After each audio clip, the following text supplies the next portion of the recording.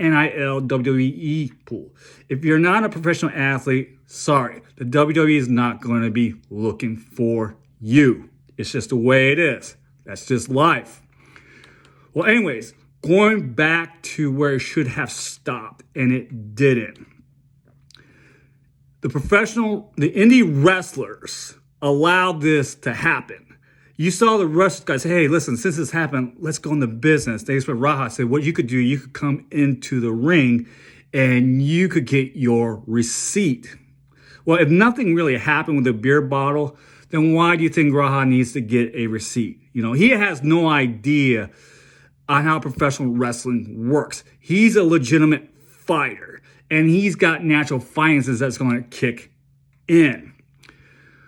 So the indie wrestlers decides to make money. They decide to make something viral off of this. And what happened? It went viral for all the wrong reasons. It ended up having the indie wrestler be in a coma, who's just getting out. He's got facial damages from what I've heard, and who knows what type of concussion he has. Most likely he's done with wrestling. He's not going to wrestle again. And everyone puts the blame on Raha Jackson. You know, I don't think he should have been in there in the first place. And at the same time, I don't think you could blame him. I think you had to blame the professional wrestling company. You had to blame the indie president and the bookers there.